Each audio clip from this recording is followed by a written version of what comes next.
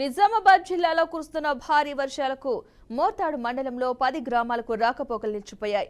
కప్పల వాగు నుండి భారీగా నీరు ప్రవహిస్తున్నందువల్ల ప్రజలు అప్రమత్తంగా ఉండాలని అధికారులు సూచించారు.